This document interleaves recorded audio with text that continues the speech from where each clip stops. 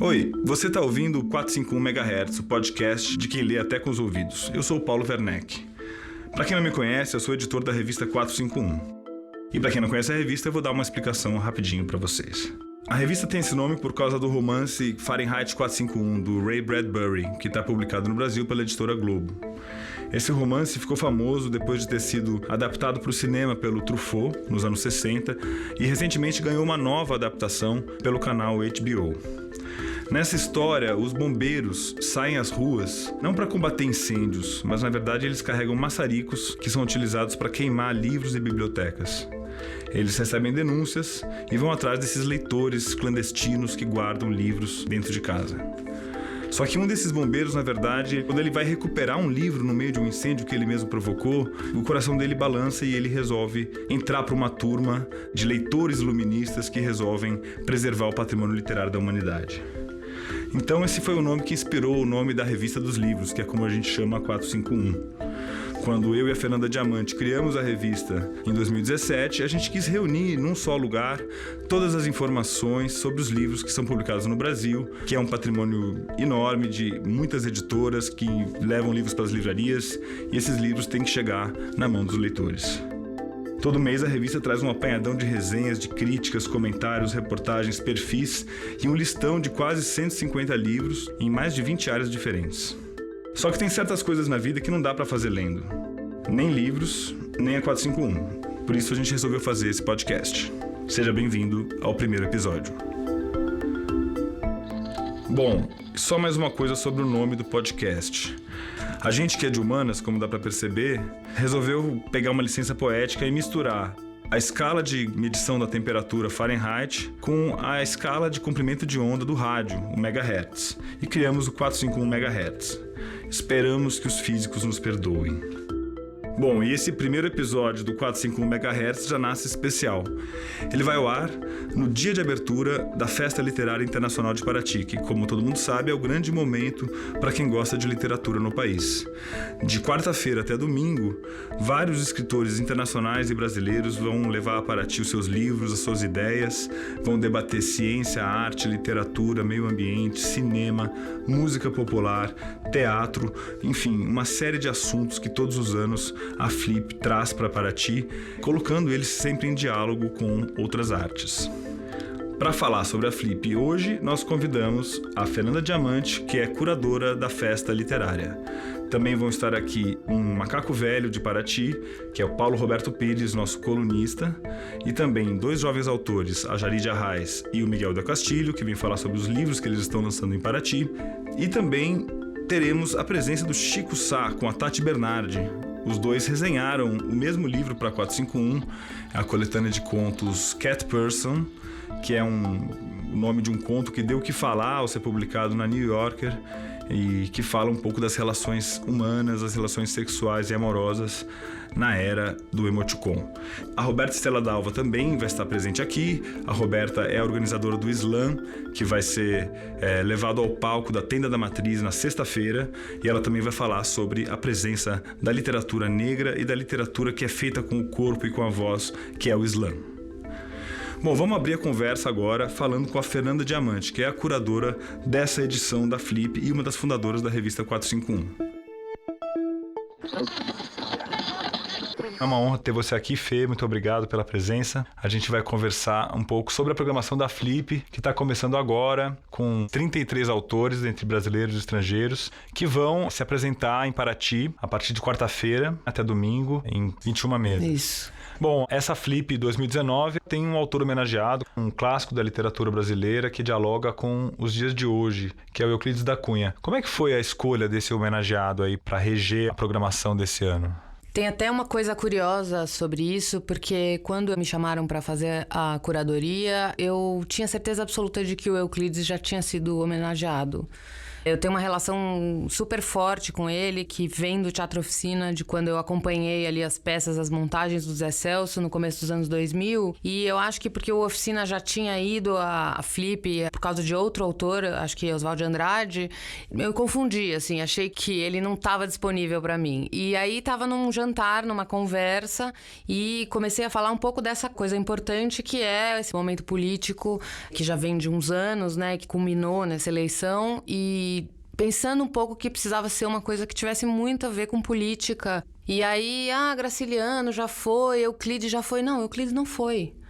E naquele momento eu tinha certeza absoluta que era o Euclides, por ter essa dimensão histórica e também pela minha relação pessoal com a obra. Como foi essa história de descobrir o Euclides pelo Zé Celso? Que experiência foi essa que você teve no Teatro Oficina? Eu frequento o Teatro Oficina desde os 14 anos, quando eu fui assistir Bacantes, e fiquei completamente embasbacada com aquilo.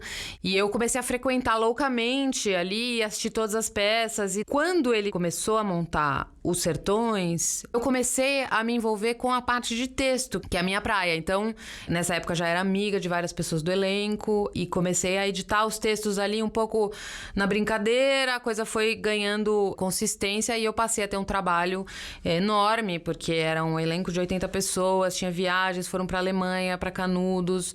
Foi uma coisa muito histórica, assim, impressionante de imaginar isso hoje, com esses patrocínios de cultura caindo, e imaginar que a Petrobras fez esse trabalho de financiar esse grupo para fazer essa coisa monumental, histórica e maravilhosa. E aí eles chamaram os compositores para compor para o teatro. Então, Arnaldo Antunes fez música, Adriana Calcanhoto fez música, o Chico César fez música, o Tom Zé fez música, entre vários outros, Karina Burr, Celso Sim, um monte de gente compôs.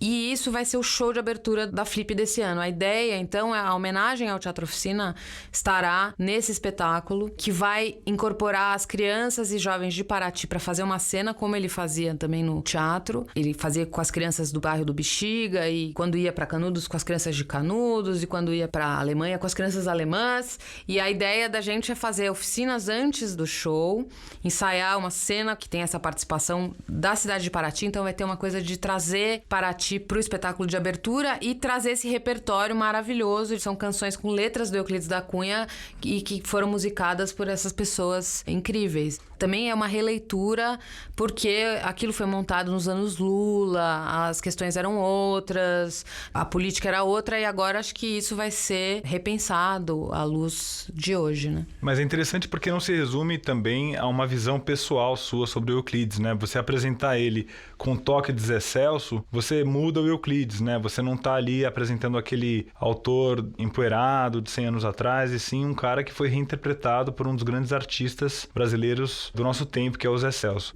Eu não tinha ideia do que era Euclides da Cunha até o Zé Celso, né? A gente coloca ali naqueles livros século XIX, você não leu, é difícil, todo mundo diz que é difícil de ler e tal. E ali você ouve o texto praticamente integralmente e a magia é uma coisa encantatória, né? Então, não existiria essa Flip se o Zé não tivesse topado participar.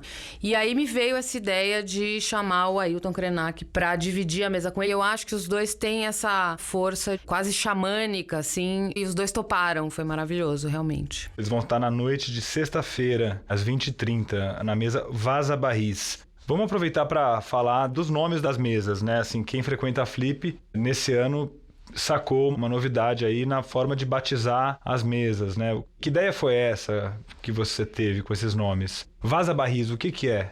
É um rio, é o Irapiranga dos Tapuias, é o maior rio que passa na região próxima a Canudos, no sertão da Bahia. O Euclides da Cunha, ele fala muito da geografia, né? A primeira parte dos sertões é geografia pura e botânica, enfim. Ele fala do clima e da terra, e esses nomes são muito sonoros, tem nomes que tem muito sentido pra gente colocar. Então, eu sempre prestei atenção nessa coisa dos nomes na Flip, nas outras Flips, e ficava pensando, né? Como é que eu vou resolver resolver isso de uma forma que dê um conjunto. E a ideia do mapa, nesse caso, é muito evidente. Então, eu resolvi nomear as mesas com nomes desse mapa da região do sertão, e não só com nomes de cidades, tem rios, tem montanhas, tem expressões daí que estão no livro do Euclides. Por exemplo, a mesa do José Murilo de Carvalho é Troia de Taipa, que é a forma como o Euclides chamava Canudos. Bom, pelo menos na Flip agora a gente tem a oportunidade de visitar esse sertão, inclusive devolvendo um pouco para a Flip o espaço do Nordeste, né? Porque, se não me engano, nas 5 últimas edições, os homenageados eram todos de Rio e São Paulo, né? Então, de repente, a atenção da Flip se volta novamente para a Bahia, para o sertão do Brasil. Apesar da gente ter de novo um autor carioca, né? O Euclides da Cunha, ele era carioca, mas ele viajou não só para o sertão da Bahia, mas depois ele vai para a Amazônia. A Amazônia, que hoje é talvez o principal espaço de discussão sobre o futuro do Brasil. E você acha que ele anteviu essa terra inabitável aí que a gente está enxergando hoje? Eu acho que nos sertões, muito fortemente, ele percebe ali o quanto a aridez ou a precariedade ou o ambiente inóspito, o que ele causa nos homens, né? Ele faz muito essa relação quando ele fala que o sertanejo é, antes de tudo, um forte, é porque o sertanejo lida com um lugar muito inóspito, e é muito impressionante essa descrição que ele faz da seca e da flora e das intempéries ali do sertão. Esse é o fio. E ele foi à Amazônia e ele percebeu ali que existiam movimentos políticos de interesse, uma coisa muito diferente do problema de hoje, mas o Euclides era apaixonado por ciência e ele tem visões muito equivocadas de ciência em vários sentidos. Então eu também queria atualizar a ciência para a ciência de agora. Por outro lado, eu sou muito ligada em ciência, tenho uma relação com divulgação científica e ciência. Essa mesa do David Wallace Wells, que escreveu A Terra Inabitável, ele é um jornalista, mas ele é um jornalista que foi se aproximando da divulgação científica e começou a compilar esses estudos de mudança climática. E aí ele projeta nesse livro, se esses estudos todos estiverem corretos, o que seria essa terra, que ele chama de a Terra Inabitável, qual é a configuração e quais seriam os hábitos que as pessoas deveriam modificar em suas vidas para conseguir dar conta desse novo ambiente. É uma Flip muito politizada, como não poderia deixar de ser, mas em que a politização não está no discurso literal, talvez, e está mais numa defesa da arte como discurso de resistência, né? Quer dizer, você juntou artistas e críticos, intelectuais de tantos campos diferentes, mas parece que eles todos ali têm uma harmonia nesse balanço aí, né? Obrigada. Qual que é a sua visão da importância da Flip no debate no Brasil? Eu acho que tem uma coisa mágica de ser um festival de literatura que acontece nessa cidade, né? Essa coisa histórica. Eu acho que tem uma história da Flip de ter sido muito grandiosa num certo momento, com autores super consagrados. Isso foi se modificando, mas aí ela já tinha criado uma cultura que não é só do mercado, que ela tem uma relação com um público leitor, que é um público muito semelhante ao da 451, né? Eu acho que tem essa relação de proximidade das duas coisas, e que é um público que gosta de gêneros variados, de autores variados, de países variados, que tem um desejo de conhecer novos autores e também de ver os seus autores ali. Acho que são muitos elementos, né? E aí essa programação, que são essas casas parceiras, isso ganhou uma força enorme nos últimos anos, e é muito legal porque a gente vê, a gente que vai todo ano, que as atividades todas lotam, tem gente pra fora, em todos os lugares, quer dizer, tem público pra caramba, pra tudo isso. E esse ano vai ter, assim, um monte de autores internacionais nas casas parceiras, que não estão indo pra programação principal da Flip, autores da Europa, da América Latina, da África. A gente vai ter muita coisa acontecendo ao mesmo tempo, né? Isso é uma coisa importante de lembrar, que mesmo que os ingressos estejam esgotados como estão nesse momento, né, e só é possível comprá-los na porta da tenda, tem um serviço de venda de última hora, mas mesmo quem não tiver ingressos, não fica fora da conversa em Paraty, porque essas casas parceiras todas têm programação gratuita, né? Se não me engano, nenhuma cobra, e a entrada é livre, os temas são os mais diversos possíveis, da literatura infantil a... E o auditório da praça, ele tem uma democracia ali. Além disso, tem 3 mesas gratuitas esse ano. E nesse sentido a Flip tem essa lição a dar ao país, na minha opinião, porque é de um convívio democrático, das divergências, e você ter um debate de alto nível, bem-humorado, sobre questões importantes. Então, eu queria te dar parabéns também pela programação. Obrigada. Boa. Nos próximos dias estaremos enfurnados na tenda da Matriz. A Fernanda vai morar lá praticamente, vai passar boas horas do seu dia. E a Flip pode ser acompanhada pela internet, vai ter uma transmissão ao vivo. No site da Flip é possível acompanhar os debates. E dessa maneira ela se espalha pelo país também, né? Quer dizer, não é uma coisa restrita a quem vai a Paraty, né? Fernanda, parabéns, merda pra você, como se dizia no Teatro Oficina. Sim. E muito obrigado pela participação aqui no podcast. Eu que agradeço, obrigada. Bom, você achou curta essa conversa com a Fernanda? A gente não chamou ela aqui para bater essa bolinha de 15 minutos, né?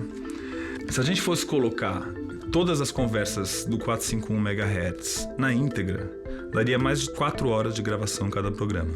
Mas o pessoal da Rádio Novelo edita tudo muito bem editadinho para que esse programa caiba no trajeto do seu ônibus ou numa faxina rápida ou então enquanto você prepara o jantar. Mas se você ficou a fim de ouvir um pouco mais sobre os autores aqui que a gente está entrevistando, a gente sempre vai liberar para os assinantes da 451 a íntegra das entrevistas no site da revista. Então, com seu login e senha, você pode ouvir a conversa inteira que a gente teve com a Fernanda e com os outros convidados aqui do 451 MHz especial Flip. Aliás, se você está gostando aqui do 451 MHz, a melhor forma de apoiar o nosso trabalho é assinando a revista 451. Basta entrar no site, clicar em Assine, existem 6 planos de assinaturas diferentes e com certeza você vai se encontrar num deles. Você ajuda a sustentar o nosso projeto e de lambuja ainda movimenta a podosfera brasileira. Te garanto que vale a pena. Bom, inspirado por essa conversa com a Fernanda Diamante, eu vou lançar aqui um desafio para os ouvintes do 451 MHz. Será que vocês conseguem resumir os sertões do Euclides da Cunha em até 451 caracteres? Quem quiser se aventurar, é só mandar para o e-mail leitor@revistadosLivros.com.br. O melhor resumo, lembrando que tem que ter até 451 caracteres com espaços, ganha uma assinatura da 451. Bom, a gente sabe que a Flip não é só o momento de encontrar os grandes autores do coração, as grandes estrelas internacionais e brasileiras da literatura. Ela é uma oportunidade também para a gente descobrir novos autores que a gente nunca tinha ouvido falar, mas que logo depois que a gente sai das mesas que acontecem ali na tenda da Matriz, a gente se torna um leitor desses novos autores. E por isso a gente convidou aqui 2 jovens revelações que estão sendo levadas pela Fernanda Diamante para o palco da Flip. São 2 convidados muito diferentes entre si, mas que também, analisando bem, a gente acaba encontrando algumas similitudes, né? Nós estamos recebendo aqui no podcast da 451 a Jarid Arraes, que é uma grande autora cearense, uma revelação das letras brasileiras. Já publicou mais de 60 livros, né? A gente vai conversar sobre isso. Está lançando na Flip o novo livro dela pela editora Alfaguara. Qual é o título, por favor, Jarid? Redemoinho e Dia Quente. Ah, muito bem. E aqui está ao meu lado também o Miguel Del Castilho, que já é autor do seu segundo livro. Está sendo lançado agora por ocasião da Flip, o livro chamado Cancún. Muito obrigado pela presença dos dois. A Flip chega a mais uma edição, é sempre o grande momento do livro, da literatura no Brasil. É uma festa que mobiliza todos os grupos literários. Então eu vou começar perguntando para vocês, eu vou começar pela Jarid, querendo saber, pra você, qual que é o borogodó da Flip? Por que você foi parar aqui na Flip? Bom, primeiro eu parei na Off Flip, né? Que é um circuito paralelo, né? É, de programações. as casas lá que ficam rolando em volta e tal. Eu sempre fui essa pessoa que fica se infiltrando nas coisas. Primeira vez que eu fui pra Flip foi em 2017, até porque muito antes disso eu tava no Ceará e depois eu tava sem dinheiro, então foi toda uma jornada, né, pra chegar ali. E a Flip chegava até você é do Ceará, mas não apenas do Ceará, mas do interior do Ceará, né, da região do Cariri, da cidade de Juazeiro do Norte, que é uma cidade incrível do ponto de vista cultural, mas também muito isolada, né, do tal eixo Rio-São Paulo. Lá no Cariri, a Flip reverberava lá? Você sentia já uma cosquinha, uma vontade de estar lá, não? Pra ser sincera, não. Porque a literatura mainstream era uma coisa que não era pra mim e não era pras pessoas que estavam ali. Muitas vezes porque a gente não queria. Porque aquilo reforçava um lugar que era pro mais do mesmo, né? E isso eu vi mudar e tem mudado aos poucos. Não só em programações de eventos, mas no que tem sido publicado. E também tem o fato de que as coisas não chegam lá da mesma forma porque a gente tem uma livraria lá até hoje, né? E é uma livraria que eu não sei nem como tá sobrevivendo. Os meus livros não estão lá no Cariri. Então, se as pessoas querem comprar os meus livros, elas têm que comprar na internet, por mais que seja um livro que representa 100% o Cariri, né? E mesmo quando eu cheguei em São Paulo, né, eu tive que refletir muito sobre como eu queria trabalhar a Flip na minha vida. Então, primeiro eu cheguei ali como a transgressora e depois vamos conhecendo as pessoas, vamos conversando, até chegar aqui. Eu acho que esse ano foi o ano que eu pensei, nossa, se esse ano não for convidada, eu nunca mais sou. Por causa do tema, né? E aí fui convidada. Por causa do Euclides, dos Sertões? Sim, do Euclides, dos Sertões. Até também por onde eu cheguei com minha carreira, aprendendo a fazer sozinha, né? Usando rede social. Mas muda alguma coisa? Porque você está justamente antes dos 30 anos na Flip, com um livro publicado por uma grande editora, né? A Alfaguara, que é do grupo Companhia das Letras, né? E agora? A pauta muda? O jeito de escrever muda depois dessas conquistas, não? Bom, o jeito de escrever não muda, mas muda as adaptações que você tem que fazer na relação que você tem com a editora. Por exemplo, o meu livro de poesia, praticamente eu que editei. Eu tive uma editora comigo, que trabalhou comigo. Eu tinha muito controle em como tudo ia sair. Eu sabia quando o livro ia ser divulgado, como ele ia ser divulgado, eu que dizia isso tudo. E a primeira vez que meu livro foi divulgado, esse da Alfaguara, que ia sair para pré-venda, eu nem sabia. Saiu e eu fiquei, meu Deus, o que eu faço agora? Porque eu faço todo o meu planejamento de divulgação em rede social. Então, eu tenho que me adaptar, né, em volta disso. E é uma nova relação total. Outra coisa é que o alcance disso é muito maior. O que é ótimo, maravilhoso, porque o meu discurso nunca vai mudar. Então, se tem alguém que tá ali na Flip e pode falar, maravilhoso, né? Porque assim a gente consegue dialogar. Isso não me impede também de continuar em alguns caminhos independentes. É grande expectativa aqui, eu já tô querendo saber o que você vai causar nessa tenda aí da Matriz nos próximos dias. Miguel, você também tem, assim como a Jarize, essa característica de ser um editor, né? Você escreve, porém também tem esse ofício de editar, né? Trabalhou na editora Kozak Naif. Qual era o horizonte que a Flip tinha na sua vida? Você publicou seu primeiro livro em 2015, né? Você já tinha ido lá? Eu fui 2 vezes. Primeiro, em 2009, antes de trabalhar na Kozak. Fui com uns amigos da PUC, lá do Rio. Eu ainda era estudante. E aí, a segunda vez que eu fui já foi um pouco diferente, porque eu fui pela editora, já estava na Kozak, acompanhando um autor, que foi o Alejandro Zambra, que eu depois viria a traduzir, inclusive, um livro dele. Eu ainda nem era tradutor, assim. Mas nessa Flip também teve uma outra coisa, que foi o lançamento daquela edição da Granta, que tinha feito uma seleção de autores brasileiros jovens, e eu estava nessa seleção. Então, eu fui pela editora, mas sem poder contar que ia ter esse lançamento lá, porque era um super segredo, assim. Nossa, imagina a ansiedade. Sim, né? Enfim, eu estava lá no lançamento, que foi na programação paralela, enfim, era pelo objetivo, mas não era nada na programação principal, né? Depois acabei não voltando mais. E agora surgiu o convite por conta do romance novo que vai sair agora. O romance Cancún, né? Esse título, ele evoca um texto que já foi publicado por você no seu primeiro livro, né? Restinga. Isso. Qual é a relação entre esse primeiro texto lá, que é um conto? É uma relação direta, na verdade, porque o romance é como se fosse uma continuação do conto. Só que com a diferença de que o conto, ele se passa nesse momento da pré-adolescência desse personagem, que agora no romance tem nome, na época não tinha, o Joel. E o romance, na verdade, começa do fim do conto. Quer dizer, não precisa ter lido o conto para ler o romance. Eu consegui, enfim, contornar lá de um jeito. Mas é interessante, tem essa relação. No conto, ele está visitando o pai. E o pai volta para o Brasil por conta de um problema que ele teve lá em Cancún. E quando ele chega, o romance começa nesse momento. Eles estão chegando de volta e acaba entrando um pouco em colisão com o estilo de vida do pai, que é bem diferente do que a mãe tem. E o Joel também está tentando se encontrar na escola, acaba encontrando um lugar, um certo refúgio, assim, num grupo de jovens de uma igreja evangélica, isso um pouco mais para frente. Na vida adulta, vai indo e vindo, o pai dele acabou de morrer. E ele, então, começa a voltar a se questionar sobre algumas coisas. Ele também está longe da religião e resolve fazer uma viagem de volta para Cancún para um pouco espairecer e um pouco também tentar entender algumas coisas, assim, sobre o pai. E, ao mesmo tempo, ele também está prestes a se tornar pai. Então, é um romance de formação, né, clássico, assim, essa ideia da formação de um personagem, de alguém que está tentando entender o pai e tentando, a partir disso, entender o que é ser pai depois, né? No Cancún tem a presença do Rio de Janeiro como cidade, sobretudo da Barra da Tijuca como bairro, assim, né? Que é um lugar um pouco diferente do que as pessoas estão acostumadas, quem é de fora, né? A saber do Rio, que não é a Zona Sul, né? Mas também é um lugar de classe média, média alta, dependendo, onde existem condomínios fechados, shopping centers e a praia. Basicamente isso, assim, com algumas exceções. Então ele cresce ali e tem uma certa relação também com essa Cancún, que a Barra talvez seja uma espécie de Cancún metropolitana, assim, né? Que, guardadas as proporções, não é um lugar de veraneio só, mas tinha sido criada para isso, né?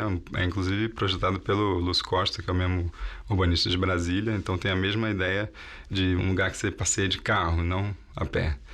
Essa geração formada ali, né, nos condomínios fechados, que inclusive acho que agora o bairro está mais famoso por conta do Bolsonaro, que mora lá também. Ou morava, né? E a Barra talvez seja o lugar mais diferente do Cariri, né? Assim, engraçado que a gente está com dois polos aqui de um mesmo Brasil, né? Jarid, você nos seus livros você pega muito da tradição cultural local e retrabalha, né? Você também não é propriamente daquela cultura armorial que fica querendo preservar a cultura sertaneja e não atualizar, né? Vamos dizer assim, Pelo você de contrário. alguma forma você está atualizando. Eu disse no começo aqui que você tem mais de 60 livros publicados, é porque você tem 60 cordéis publicados, é isso? Isso. Como foi essa relação sua com o cordel, assim? Meu pai e meu avô, eles são cordelistas e estilogravadores. E isso pra mim sempre foi casa. E o cordel como estética e linguagem, eu acho que é uma tradição incrível. E que tem que continuar pra sempre. Então eu peguei isso, né? Que é a estética, a métrica, a rima. Mas os temas me deixavam doida. Porque eu cresci lendo os cabras, machões das espingardas lá, das mulheres que traíam, das sogras e dos gays que eram super debochados, e eu nunca queria escrever essas coisas. Eu queria escrever cordéis com histórias que eu não tinha lido em cordel ainda. Foi por isso que eu fui pro cordel, né? Pra fazer essa mistura aí do Brasil com o Egito, que é trazer o tradicional, mas com a transgressão. E eu fiquei muito assim, o que é que meu avô vai achar, né? Eu tinha, sei lá, um cordel que o título é Travesti Não é Bagunça. Uhum. Eu encontrei com ele e ele falou que tinha orgulho de mim e de que eu continuava a tradição da família. Então eu achei fantástico, porque ele tem 82 anos, ele é um homem do sertão, patriarca, o nome dele é Abraão. Então o meu livro também é isso. Tem todo esse carinho com coisas que são tradição, mas em todas elas eu trago uma subversão. Porque senão nem sei eu. Eu acredito que também no livro do Miguel tem algo de subversivo, isso que você falou da experiência religiosa do seu personagem, que traz para a literatura contemporânea brasileira uma estética e um sentimento que não é o mais comum, né? Que é justamente de um personagem que tem uma experiência evangélica, né? A gente até, talvez por vários tipos de preconceitos culturais que existem no nosso meio editorial e tal, a gente sempre acha que o herói nasceu em Porto Alegre, né? E é um menino que está decidindo se vai ser escritor ou não, enquanto dá o pé na bunda na namorada e vai passar as férias numa praia. Sim, eu acho que é um pouco a ver com a minha experiência pessoal também. E no meu caso, voltando assim do que a gente está falando antes da paisagem, né? Dessa Barra da Tijuca, que muitas vezes é enxergado como algo kitsch, né? Um shopping que tem uma estátua da Liberdade na frente. O livro, acho que passa um pouco como que isso, no filtro da memória desse personagem, da experiência dele, também é um lugar, um espaço passível de afetos, né? E isso acontece também um pouco com essa questão da religião, assim. Eu acho que também hoje no Brasil, a igreja evangélica é uma coisa que está muito presente, assim, né? E a gente vê muito o que está na mídia, assim, né? Que são, enfim, bancada evangélica, os pastores e tal. Mas, de fato, é uma religião que tem 1000 facetas, assim, né? Assim como várias outras religiões também têm. E tem pessoas, enfim, que estão, sinceramente, ali buscando uma coisa. E tem gente que só quer o dinheiro do fiel, claro. Ou só quer poder, né? Ou só quer poder mandar na vida dos outros ou dizer o que os outros têm que fazer. Nem sempre é assim, mas também, às vezes, é e de forma diferente, né? Então, o livro passa um pouco por isso, assim.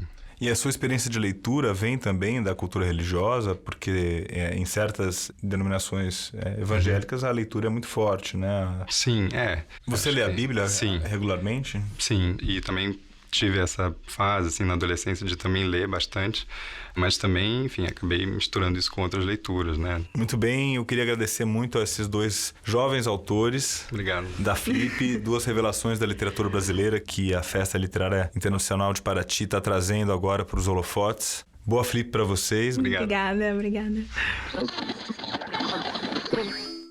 Bom, e para quem está ouvindo esse podcast antes da quarta-feira, fica de olho aí na agenda. A mesa do Miguel é na sexta, às 5 da tarde, e ele divide a mesa com a escritora venezuelana Karina Sáenz Borgo.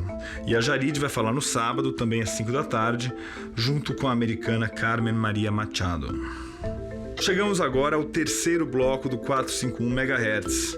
E quem está aqui para conversar comigo é o macaco velho da Festa Literária de Paraty. Ele já jogou em todas as posições, inclusive ele esteve no grupo que concebeu a festa lá no comecinho dos anos 2000 e já atuou como curador, já cobriu como jornalista, já levou autores como editor e está aqui no 451 MHz para conversar com a gente sobre o que podemos esperar da Flip 2019. Chega mais, Paulo. Vamos lá. E aí, você está esperando o que nessa edição da Flip? Essa edição tem uma coisa de discutir ostensivamente Brasil, né? Eu não poderia esperar outra coisa desse ano, né? Que é um ano horrendo, talvez o primeiro de uma série de anos horrendos, mas eu fico muito feliz que não se fique discutindo generalidades ou micro questões numa hora que você tem que chamar as coisas pelo nome. E não adianta dizer numa discussão dessa de Flip, tudo é política, porque quando tudo é política, nada é política, né? Então, é preciso que se fale de Mariana, é preciso que se fale do Museu Nacional, é preciso que se fale de autoritarismo, e Euclides concentra um bocado dessas mazelas brasileiras, né? Eu sei que você está falando aí com total sinceridade, porque você cobrou muito das últimas edições da Flip, inclusive daquelas que eu mesmo, como curador, assinei, que houvesse uma pauta política mais explícita, né? Que os problemas contemporâneos que estão na pauta jornalística da política brasileira fossem debatidos, né? Nesse sentido, você se encontrou nessa programação aí, né? Porque eu acho que tinha uma coisa que era um elogio para a Flip, quando a Flip começou, e que o Julian Barnes escreveu sobre isso, né? Dizendo que você estava em Paraty, você estava fora do mundo. Até que teve uma Flip que houve um atentado no metrô de Londres e o mundo arrombou a porta da Flip de uma forma irreversível. E em 2013, Flip 2013, foi arrombada pelas jornadas de 13, que a gente já sabe hoje com a distância histórica das ambiguidades todas, mas quando se abriu a conversa ali, o couro comeu. Vamos explicar para quem não estava lá em 2013 o que é ser arrombado, né? Naquela ocasião, o Miguel Conde, que era o curador, já com a programação fechada, programou, né? Mesas extras. Isso, em junho, né? Quer dizer, as manifestações de rua aconteceram no mês de junho, que é um mês em que os ingressos já estão à venda, não é mais possível ficar alterando a programação. E mesmo assim, Miguel Conde decidiu abrir uma faixa de horários nova exclusivamente para discutir a política brasileira, né? E foram discussões em que a plateia se manifestava loucamente, que teve um pouco de catarse, mas que acho que uma vez que abre essa porta, fechar é meio difícil, né?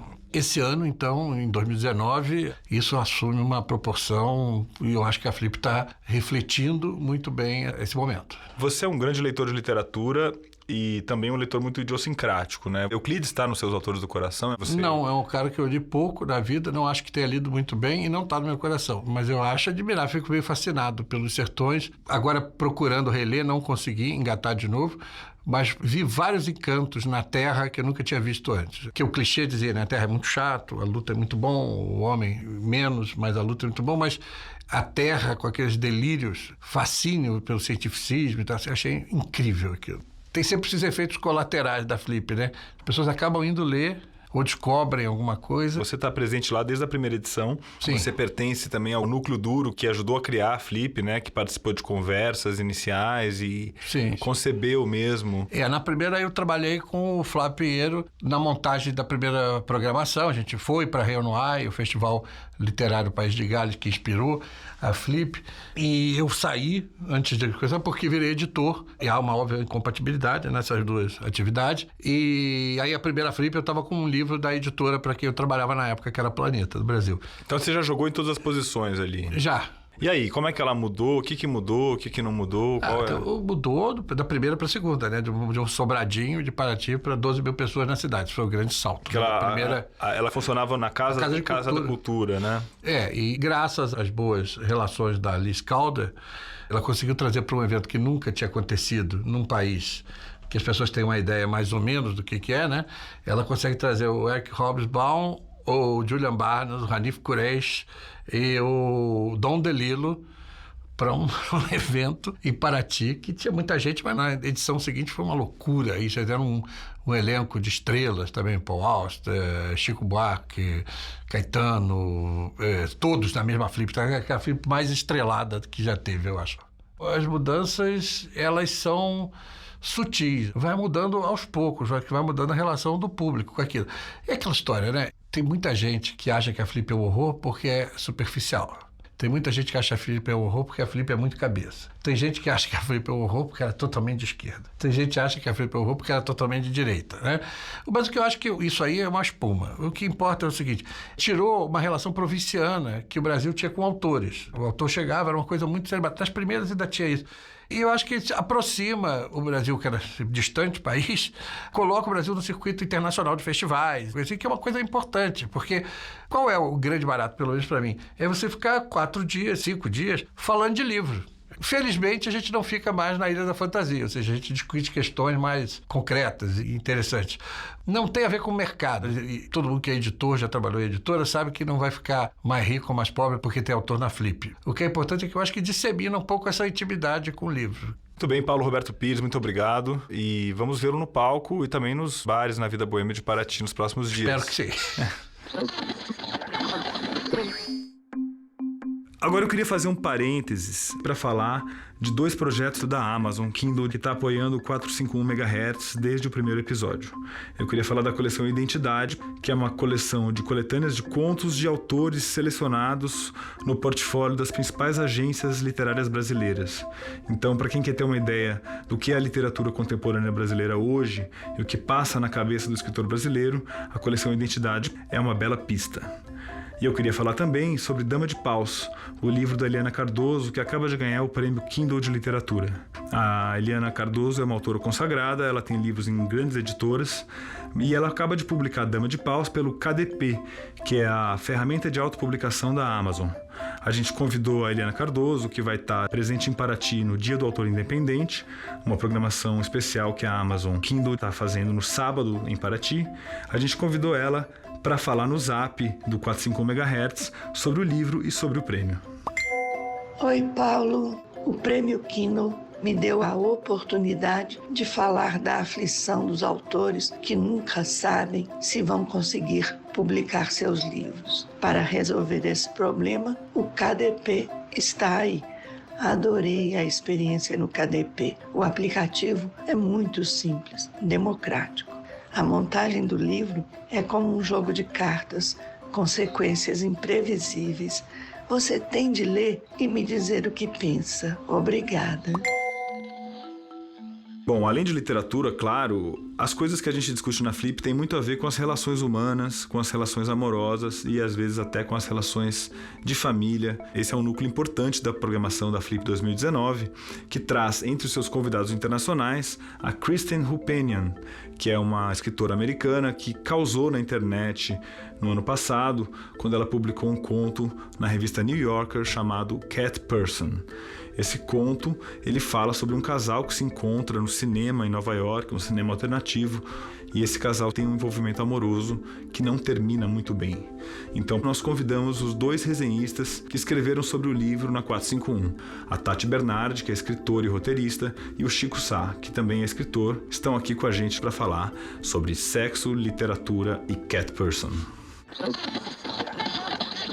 Chico e Tati, bem-vindos ao 451 MHz, o podcast da 451. Obrigada pelo convite, muito legal estar aqui. Obrigado, Paulo. Vamos lá, que legal. Muito bem, a gente vai se concentrar hoje aqui em especulações sobre esse conto Cat Person, que foi publicado na revista The New Yorker.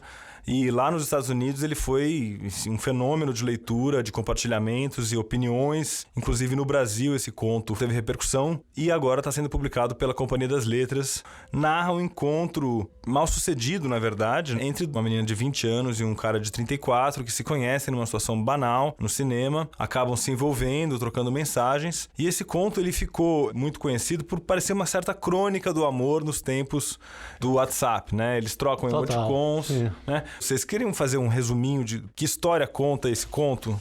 Olha, eu quando li esse conto a primeira vez, eu fiquei abalada porque ao longo da minha vida eu tive algumas noites sexuais bem ruinzinhas e fraquinhas e esse conto é um tapa na cara porque você percebe que não tá certo você ir adiante com uma noite que tá ruim. E muito se falou de um estupro consentido. Esse livro, ele gerou milhares de teorias e ficou conhecido como um conto feminista. E eu acho acho isso tudo super positivo e acho que esse conto tá realmente aberto para gerar tudo isso, mas o que mexeu comigo é que ele me lembrou noites muito ruins da minha vida.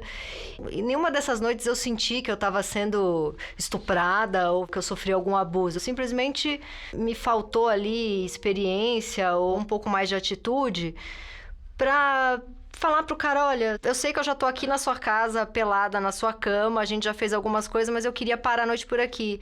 E, de repente, eu fui um pouco mais adiante, porque uma vez que já está lá, né, e mexeu muito comigo, né, esse conto. E eu acho que o sucesso dele é porque ele é muito atual. E muita gente falou, ela foi cruel com ele, porque depois ela desapareceu. E aí também tem esse outro lado, por que a mulher não pode desistir, né? Como na história lá do Neymar. Eu não sei se a menina foi abusada ou não, talvez a gente nunca saiba.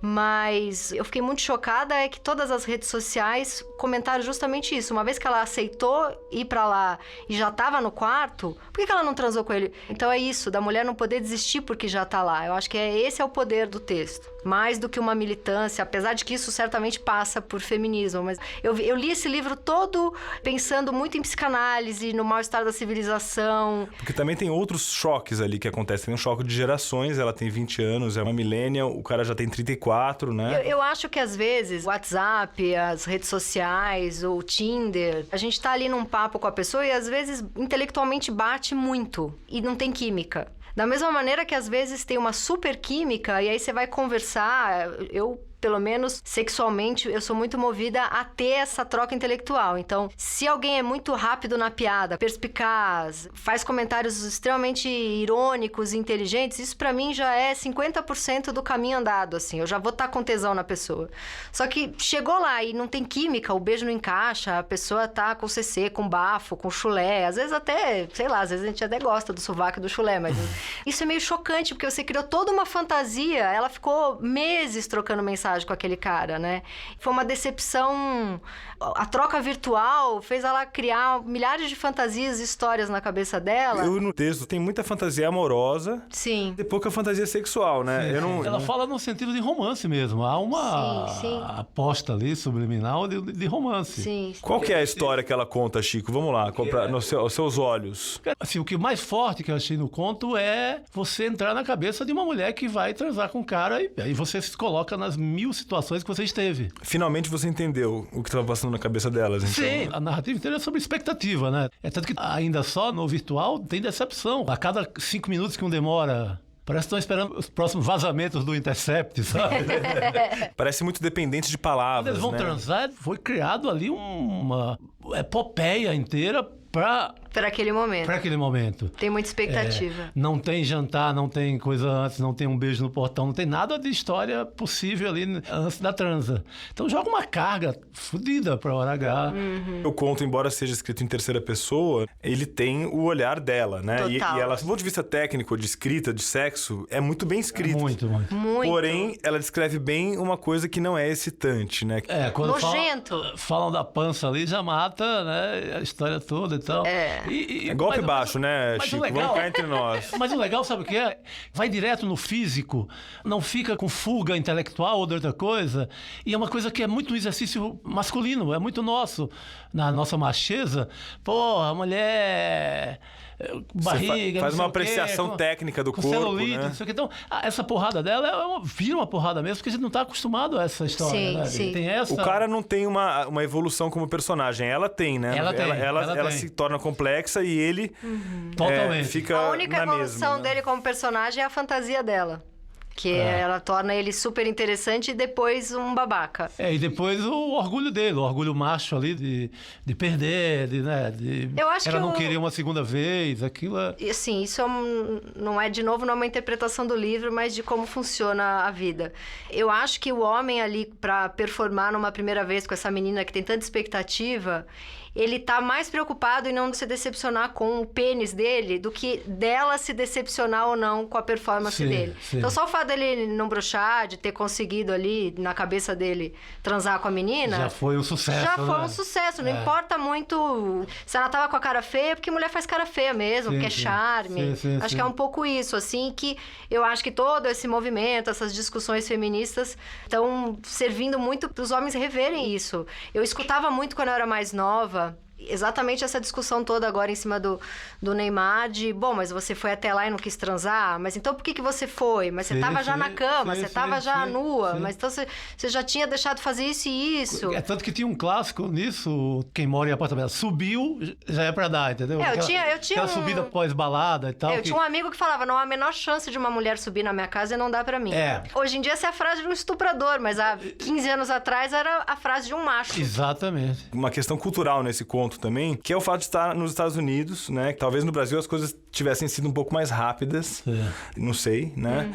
Acho que o desastre era mais rápido, né? Também, né? E também tem uma coisa que eu acho interessante, que é o uso do emoticon, que não aparece no texto na forma de emoticon, mas é um pouco o que define a linguagem deles, né? E esse texto é cheio de frases que podem ser sérias ou podem ser brincadeiras. Sim. E o cara fala coisas que ela não entende, muitas vezes, se ele tá falando sério ou se ele tá brincando. Olha, eu já levei um fora com um coração amarelo. Eu mandei um coração vermelho pulsante e a pessoa me respondeu um emoticon de coração amarelo.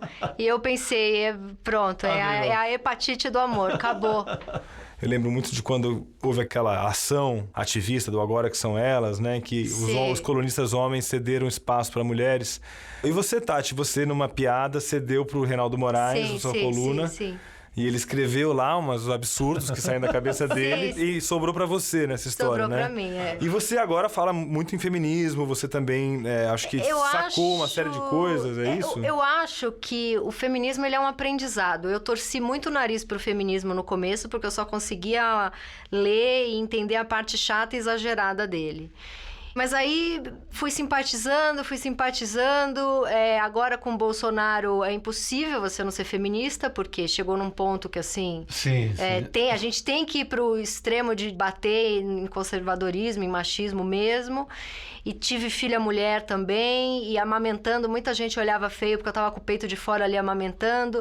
Então fui sentindo na pele muitas coisas e senti a necessidade de sair um pouco do meu personagem, de olhar sempre pelo lado irônico do humor, e acho que é muito sério isso que está acontecendo, né? Então... Criou uma empatia em você em relação a isso, né? Sim. Ô Chico, e você? Como é que como um homem pode assistir a tudo isso que a gente está vendo, que as mulheres estão revolucionando em vários campos, sem se sentir imobilizado? Você como homem, como é que você lida com essa questão toda? Cara, o primeiro que eu vejo o repertório de absurdos que eu mesmo cometi ao longo da história. Vendo hoje, na perspectiva feminista, que eu incorporei, e não é só pelo nascimento de uma filha, de Irene, de ficar pensando, minha filha no mundo. Eu acho que eu fui revendo todo um rastro de grandes sacanagens que também cometi. E acho que melhorei bastante, assim, nesse sentido. Mas eu acho que me facilitou a vida, pra cacete, assim. Acho que facilitou a vida dos homens. Se o homem for minimamente sensato, ele vai ver que, nos tirou muita obrigação daquela caixa do macho, do machão, daquela caricatura do homem escroto. Mas assim, vendo minhas crônicas ali de começo dos anos 90 pro último livro de crônicas, há uma evolução tremenda, absurda. Existe salvação. Não é o ponto de desprezar totalmente o primeiro livro, porque eu acho que também tem... ali é um retrato daquela filha da putice daquele tempo. Tem um documento ali, mas a linha de evolução é estupenda, graças a Deus. Eu sinto exatamente a mesma coisa. Queria agradecer esses dois grandes autores que estão aqui, que tiveram a coragem de vir dividir suas intimidades literárias. Prazer total. Prazer foi meu. E as resenhas de Cat Person, escritas pela Tati Bernardi e pelo Chico Sá, estão no site da 451. Muito obrigado. Se você quer conhecer um pouco mais Cat Person, a autora Kristen Rupenian vai estar na quinta-feira, às 5 da tarde, na tenda principal da Flip, conversando com a Sheila Heti, autora do livro Maternidade. As duas vão ser entrevistadas pela Branca Viana, que é a apresentadora do Maria Vai com as Outras, um podcast que a gente gosta muito sobre mulher e mercado de trabalho. Bom, e para fechar esse primeiro episódio do 451 MHz, especial Flip, a gente convidou a Roberta Estrela Dalva para bater um papo aqui com a gente sobre o Slam, O Slam é um torneio de poesia que pela primeira vez está sendo levado para o palco principal da Flip.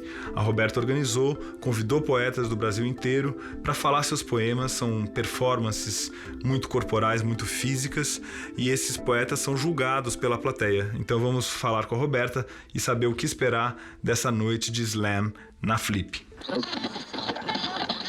Então, Roberta, seja bem-vinda ao nosso podcast. Olá, todo mundo que está ouvindo a gente. Salve, salve.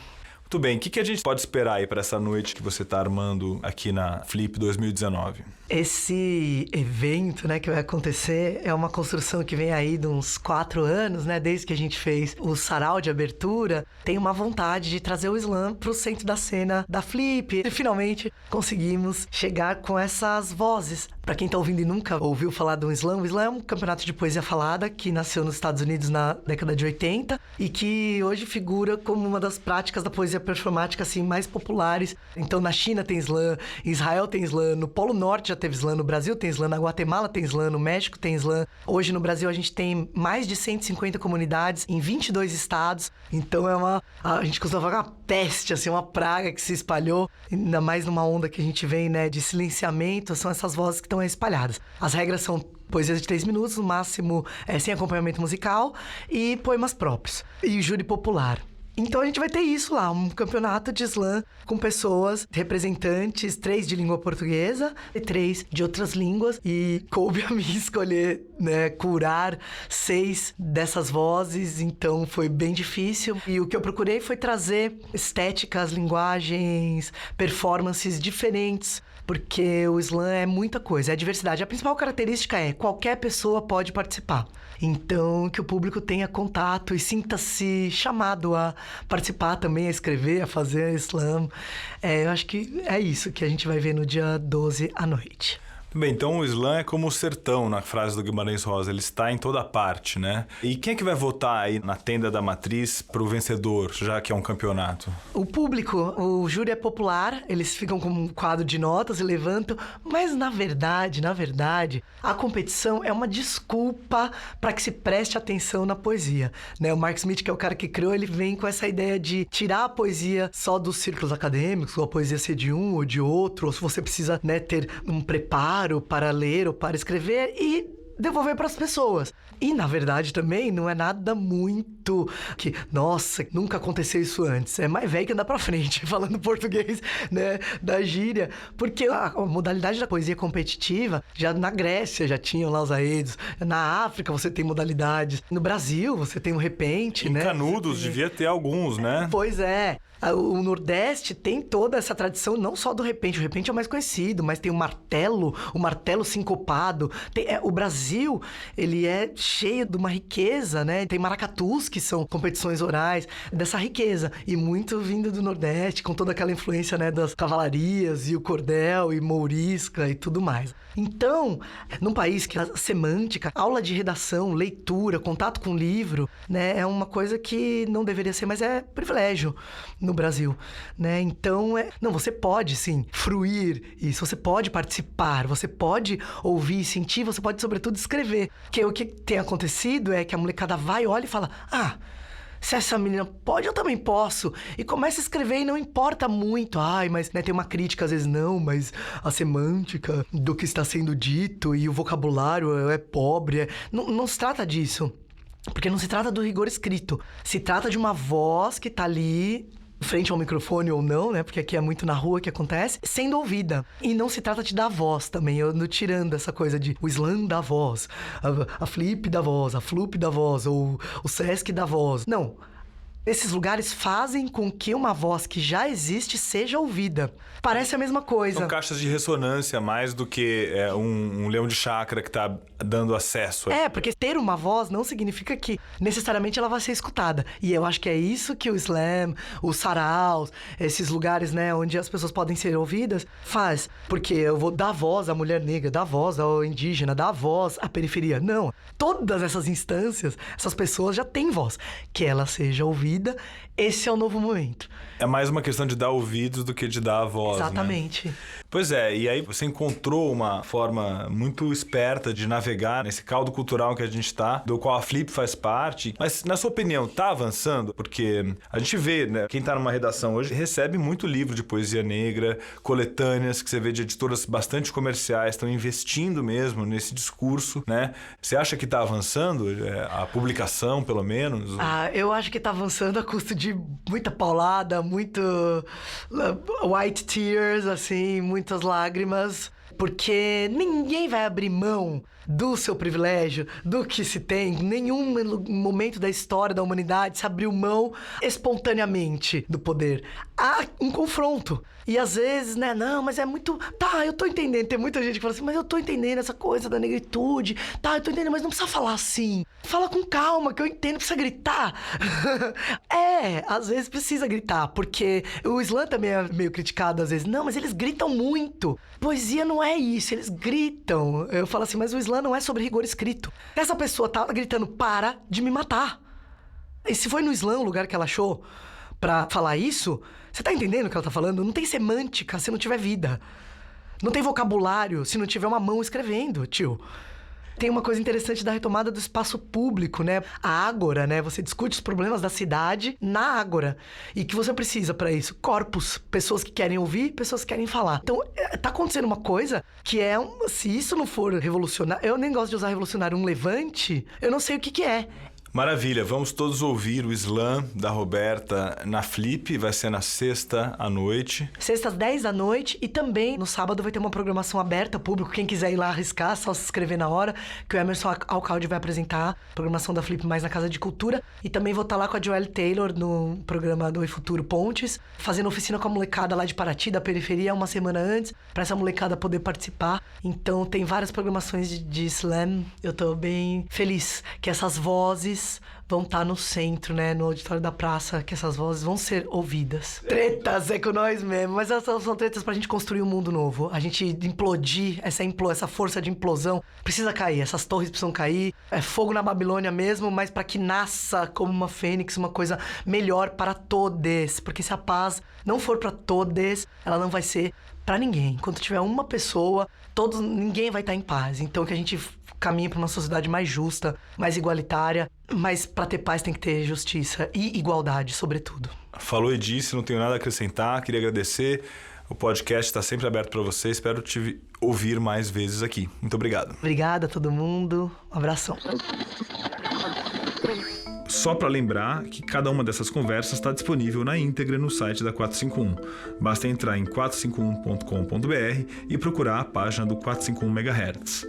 E se você quer ajudar o nosso podcast e a crítica literária no Brasil, faça uma assinatura da revista. E ao apoiar a revista, você apoia também o 451 MHz, o podcast de quem lê até com os ouvidos. Bom, agora eu queria só fazer um último convite. Pega aí o seu aplicativo de podcast e segue o 451 MHz. De 15 em 15 dias, nós vamos soltar um episódio novo, sempre com entrevistas com autores, com os temas que estão chegando nos livros brasileiros, reportagens, perfis, informações, listões, livros que você vai ler e até aqueles livros que você não vai ler, mas você precisa ter uma opinião a respeito. O 451 MHz é uma produção da Rádio Novelo para a revista 451. Eu sou o Paulo Werneck e em breve estarei de volta nesse canal para falar com vocês que leem até com os ouvidos.